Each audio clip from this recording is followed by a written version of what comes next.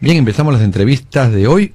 Nos acompaña una simpática politóloga y es Michelle Mesa, miembro y fundadora del colectivo La Educación se Respeta. ¿Cómo estás, Michelle? Hola, Rafael, muchas gracias por la invitación. ¿Y la educación se respeta en el Perú, como dice tu colectivo, o no? Pues definitivamente no. Yo creo que se empezaron a dar los pasos hacia pues una reforma educativa en varios niveles, ¿no? En la educación básica y también en la educación superior, técnica y universitaria. Pero lamentablemente pues vivimos en un país en el que tenemos la histórica incapacidad de poder construir un segundo piso de reformas, ¿no? Entonces alguien empieza una reforma o una línea, una política pública, ¿no? En determinados temas, y viene la siguiente gestión y barre con todo lo anterior y quiere hacer algo nuevo, y muchas veces ni siquiera se debe a convicciones, sino a politiquería o a intereses particulares. Ni siquiera continúa con el buen trabajo que existe. Exacto. En instancias, por ejemplo, en un ministerio o en el Congreso. Así es. Que había yo me acuerdo, o sea, el congresista Daniel Mora, si nos está viendo, peleó tanto por una ley universitaria que se dio, pero no podía estar en una comisión de educación, que los integrantes eran dueños de universidades. Sí, pues ese es otro de los problemas, ¿no? Primero diríamos la incapacidad de poder reconocer lo bueno de gestiones anteriores para continuar y profundizar ciertas líneas, ¿no? Y por eso nos quedamos siempre en el medio, y al final todas cualquier reforma, intento de reforma positiva termina desinflándose, que es lo que está pasando ahora, porque la reforma universitaria está en clara amenaza. Y también pues este esquema que tú bien comentas, que es que los que están a cargo, los que deberían estar a cargo de representar a los peruanos y defender los intereses de los peruanos, están sentados en el Congreso defendiendo intereses de los lobbies, de sus amigos, de quienes los llevaron a ese curul. Entonces ahí hay un problema también. Por ejemplo, yo te conocí por redes sociales. Yo estoy analizando las redes y te he visto feo. A ver quién esta chica está haciendo. Y veo que hablas de una ley de moratoria. Te veo en el Congreso, te veo siendo activistas. Háblanos un poco de la ley de moratoria para que la gente de Radio Canal Identidad, el fanpage de Radio Canal Identidad, sepa lo que es la ley de moratoria. Ok, la ley de moratoria... En educación. En educación, ¿no? Es una ley que lo que hace es impedir la creación de nuevas universidades públicas y privadas hasta que no se reordene el sistema universitario, que ciertamente ha estado desordenado y en un total desgobierno durante décadas, porque el Estado abdicó, ¿no? de esa responsabilidad, de ese mandato de supervisar la educación, que es un derecho de todos los peruanos. Entonces, al abdicar, ¿no?, esa supervisión, pues el sistema quedó en total desgobierno, básicamente sujeto a las fuerzas del mercado, y lo que vimos es que hubo una proliferación de universidades bambas, y filiales. Exacto, universidades y filiales, ya sea, les han llamado de varias formas, universidades bambas, universidades chifas, universidades garajes, que de hecho no son nomenclaturas, existen, ¿no? Y creo que el ex congresista Daniel Mora muy bien lo documentó cuando en uno de sus libros no salen fotos de universidades que están en garajes, ¿no? O que estaban en segundo piso de casinos, ¿no? Que eran simplemente armadas, digamos, tú y yo nos juntábamos y decíamos, vamos a hacer una universidad. Claro. Y con esto de la liberalización del mercado universitario, porque la libre competencia, hay que fomentar la calidad y solo a través de la competencia llegaremos a estándares de calidad, bajo esta lógica, ¿no?, se empezaron a proliferar este tipo de universidades que vemos no son lo que dicen ahora los que están en contra de la ley de moratoria, que vamos a impedir el ingreso de Harvard, ¿qué es lo que hemos visto en las últimas décadas, ¿no?, cuando se ha liberalizado el mercado? ¿Quiénes están en contra de esta ley de moratoria? Bueno, son voces aisladas, ¿no? Pero, por ejemplo, hemos visto a un candidato que desde el colectivo La Educación se Respeta hemos escuchado que estaba voceado para la SUNEDU, ¿no?, el señor Daniel Córdoba, que dice que la ley de moratoria es un despropósito y responde a una pereza, ¿no?, de la gestión de SUNEDU de hacer bien su trabajo. Pero no se trata de eso. Lo que pasa es que yo creo que tanto él como muchas personas deben entender que acá no se está hablando de una mercancía, de un producto, de un servicio. Es más, hasta decir servicio educativo creo que termina siendo incorrecto o inexacto, porque se está hablando de un derecho. Entonces, antes que asegurar pues el derecho del propietario a crear una universidad, claro, está el derecho del estudiante a recibir educación de calidad. Esto es distinto a que yo vaya a la universidad y reciba cualquier cosa, porque incluso en la educación básica tú ves a chicos que salen sin saber leer ni escribir. Eso no es educación. Claro, o sea, por ejemplo, la SUNEDU veía el tema de la calidad, más que cantidad. Porque muchas universidades es una mina de oro para muchos dueños de universidades, digámoslo así, porque hay carreras, por ejemplo, medicina, que te cuesta 3.000, 3.500 soles y tienes 400 alumnos que entran en ingreso, ya pagaste tu casa, todo pagaste. Así es. Y una universidad se convierte al final en una inmobiliaria, porque compra casas, terrenos, amplía y gana. Pero también que es un negociazo. Es una asociación de promotores. Así es. De que no pagan, a veces, antes no pagan impuestos las universidades. Y hasta ahora. Hasta ahora hay está dentro de la ley, incluso también de la ley universitaria, ¿no? Que hay una exoneración, ¿no? ¿Y por qué tú crees que existe este miedo a las universidades de entrar al tema de la calidad? Porque muchas universidades estuvieron en contra del tema del SUNEDU. O sea, ¿cómo voy a hacer una... Hay empresas que obtienen un ISO. Ajá. Y son bienvenidas, bien recibidas, y uno con confianza de matricular a su hijo ahí. Yo creo que pasa por la costumbre, ¿no? El estar acostumbrado. Si tú le das a elegir a alguien entre ser supervisado o no ser supervisado, e históricamente tú no eres supervisado y hay un libre albedrío, ¿no? De poder crear universidades y tú prestar el servicio discrecionalmente según tus estándares, y si no tienes recursos, igual pues ahí terminas entregando un servicio, no por decirlo así, de mediana calidad, pero no tienes a nadie que te supervise ni que te sancione, no por una mala prestación. Evidentemente, para los que impulsan estos negocios, ¿no?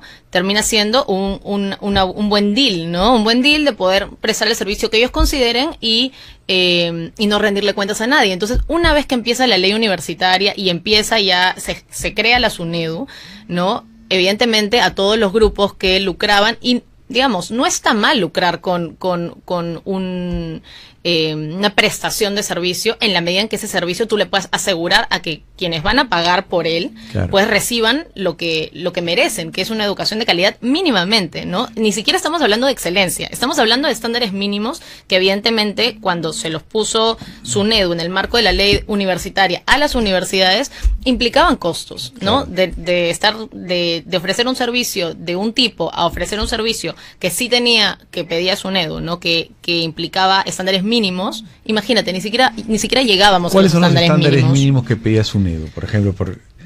Por ejemplo, una de las cosas que pide SUNEDU es que haya un porcentaje determinado de docentes a tiempo completo, ¿no? Había antes de la ley, ¿no? Esto que se conoce como los docentes taxi o los docentes golondrinos, ¿no? Que están aquí y allá, y en realidad esa dinámica lo que hace es que pues no puedan dedicarse, por ejemplo, a labores de investigación, claro, o poder asesorar pues a una mayor cantidad de alumnos en tareas como la tesis, ¿no? Entonces, lo que se busca es que estas universidades promuevan la investigación. Somos uno de los países en la región con el menor porcentaje de investigación, siendo uno de los países que tiene la mayor cantidad de universidades. Entonces, ¿cuántas universidades hablamos para que sepan los 142 universidades, y de esas 142 universidades, solo 30 hoy han podido asegurar estándares mínimos de calidad, que son los que pide SUNEDU. Pero esas universidades están distribuidas en todo el Perú, en departamentos, pero están a distancias muy largas, o de repente las carreras no son las adecuadas para la población de esa zona. Es que imagínate, antes ni siquiera, bueno, con la CONAFU, ¿no? Que era claro, el ente que daba las autorizaciones de funcionamiento, ¿no? De la ex-ANR, bueno, que eran rectores la cofradía que existía, que se llama CONAFU. Exacto. Ni siquiera pues se veía si es que lo que se estaba ofertando era lo que realmente pues respondía a la demanda de la región, a la demanda laboral. Y eso todavía no es un tema ajeno, ¿no? Ahora que estamos ya en un periodo en el que ha terminado la ley de moratoria, ha vencido la ley de moratoria, que es lo que te comentaba. ¿Cuándo venció? Ese impedimento, el 21 de diciembre del 2017. Entonces llevamos 46 días ya sin ley de moratoria. Entonces básicamente yo puedo ahorita, y ya está sucediendo, mandar mi proyecto de creación a la SUNEDU si soy un privado, y mi proyecto de ley de creación al Congreso si quiero crear una universidad pública. Bueno, hay congresistas que quieren crear universidades públicas en este momento. Y te digo, desde el 2016, antes de que la ley de moratoria termine, ya habían, y me acuerdo particularmente del caso del congresista Lucio Ávila, que además ha sido presidente de la Comisión de Educación, ¿no? En la legislatura pasada, que él ya estaba pues fomentando la creación de universidades públicas para su región. Y esto también creo que es importante decirlo, que muchas veces y esto sucede mucho en universidades públicas, los congresistas lo que hacen es para, de alguna forma, redituar políticamente en su región, claro, ¿no? Entonces dicen, ok, si es que la población tal exige una universidad, Entonces vamos a declarar de interés nacional y público la necesidad de una universidad, y con esa prerrogativa sacan un proyecto de ley. Y eso es lo que hizo el congresista Lucio Ávila en el 2016. Hubo como 3 proyectos de la Universidad Pluricultural Aymara y 2 universidades más que eran de la región Puno, ¿no? Y que estaban siendo fomentadas, impulsadas por el congresista, que era además el presidente de la Comisión de Educación, y que, por cierto, es un detractor de la ley universitaria, porque era uno de los rectores que fueron renuentes. De una universidad del Altiplano, creo que era. La Universidad del Altiplano, y fueron uno de los rectores, básicamente, que tuvieron que ser sacados por la ley universitaria, porque, pues, ya implicaban nuevos gobiernos universitarios, y desmantelar todas las mafias universitarias que, tenemos que decirlo en todas sus letras, existían y aún hoy existen en las universidades. Claro que con mucho menor, creo que la SUNEDU ha hecho una gran labor en esa desarticulación de las argollas, ¿no? Y de las mafias que estaban enquistadas en las universidades. Todavía hay mucho por hacer. ¿En nacionales y privadas o...? En nacionales. En nacionales, por supuesto, ¿no? Entonces terminan siendo las universidades un medio de vida, yo te hablo de una universidad que no sé cómo puede trabajar la San Luis Gonzaga de Ica, que yo le digo noticias, siempre para en huelga. Una universidad que siempre para en huelga. Y no sé en qué momento estudiaban los alumnos. 6 meses de huelga, 7 meses de huelga, no sé, eso era antes, no sé cómo estará ahora. Pero hay temas así, y otras universidades donde un rector ganaba 2 o 4 millones de soles. Sí, imagínate. la Inca Garcilaso de la Vega, si no me equivoco.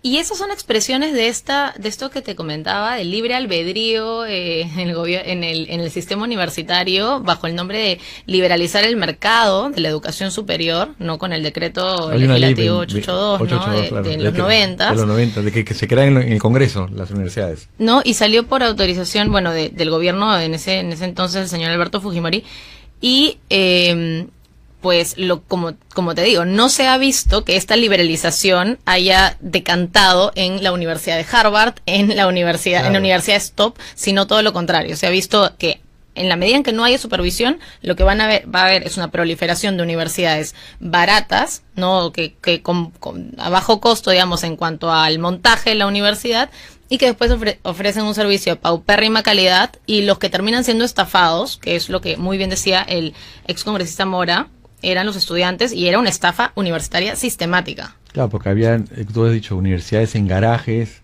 universidades en galerías, que no tenían ni computadoras. Así es. Ese era el estado de la educación superior, y lo que buscó la ley universitaria, y para eso era indispensable la ley de moratoria, porque tú no podías seguir creando universidades si tratabas de regular ya el universo, ¿no?, inmenso de universidades que tienes. Imagínate si en 2 años, desde que SUNEDU empezó en el 2015, ya, ese es su 3er año, has licenciado 30 universidades, porque debemos decir, esto es un proceso largo, complejo. Las universidades no es como una lista de lavandería donde claro, check, ¿no? Sino que cada requisito pues toma mucho tiempo de adecuarse. Hay un ranking solamente de 30 universidades han pasado. 30 universidades en 2 años. Entonces, ahora la SUNEDU está haciendo un trabajo mucho, ya digamos, ya con esa experiencia. No, pero el tema de la calidad venía desde antes. Exacto, no es un tema, y eso yo creo que muchas veces lo utilizan de manera demagógica, claro, ¿no? O las personas que no saben dicen, no, es que la SUNEDU se está demorando porque es un tema de burocracia interna. Y eso es lo que dice también el señor Idel Wexler, claro, ministro de Educación, ¿no? Que es un tema de burocratismo, pero en realidad no. Hay muchas universidades que ya han presentado sus expedientes y se los han devuelto con observaciones, y tras eso hay una visita de verificación. Entonces todos estos procesos, todas estas etapas pues responden a un proceso largo que ya tiene que ver con que las universidades puedan llegar a adecuarse a esos estándares mínimos de calidad, y eso no es una cuestión de ineficiencia en la gestión, sino de parte de un sistema que ha estado históricamente en la anarquía y en el desgobierno y en el caos. Michelle, ¿y cómo va a seguir el trabajo de tu colectivo, la educación se respeta? Si esta ley de moratoria... Bueno, la vamos a impulsar. ¿La vas a impulsar? No, la estamos impulsando, y felizmente hay voces en el Congreso, el congresista Gino Costa, el congresista Alberto de Belaúnde, el congresista Vicente Ceballos, la congresista Montenegro. Pero no tienen partido esos congresistas. Bueno, han formado una mini bancada, bueno, ¿no? Y ahí yo creo que igual ellos tienen pues una voz muy enérgica, y a diferencia de muchos congresistas, creo que realmente responden bastante mejor. Porque yo te digo, mejor. el fujimorismo estaba en contra de la ley de Daniel Mora. Es que por supuesto, hay muchos intereses y no solamente del fujimorismo, sino también, y tenemos que decirlo, no por parte de del partido del señor Acuña, igual hay pues intereses y con eso no queremos decir que se esté determinadas bancadas estén saboteando el tema de la reforma universitaria, porque particularmente la congresista Montenegro nos ha dado mucho apoyo y normalmente pues buscamos que a través de congresistas como ella podamos seguir impulsando estos temas, pero lo que sí es cierto es que, como tú dijiste, hay personajes políticos que tienen universidades, ¿no? Claro. Entonces, ¿qué haces en esos casos? Hay una contraposición de intereses de todas maneras. ¿Vas a seguir con este tema buscando más colectivos, más gente que te apoye? Entonces. Por supuesto, y vamos a hacer una convocatoria próximamente de jóvenes y estudiantes universitarios. Si quieren contactar contigo, ¿cómo hacen la gente o jóvenes? Porque hay jóvenes de universidades que de repente quieren denunciar temas que pasan internamente en su universidad. Sí, ya nos están llegando también, ¿no? Denuncias al inbox. Yo les diría que entren en el Facebook, busquen la educación se respeta, ¿no? Y nos escriban en un mensaje por interno y les vamos a contestar por ahí. Muy bien, Michelle, muchísimas gracias por estar acá. Gracias a ti. Y te comprometo otro día para hablar de política, porque eres politóloga. Por supuesto que sí, más que encantada. Más que encantada. Pues ya venimos con más entrevistas en la entrevista de hoy.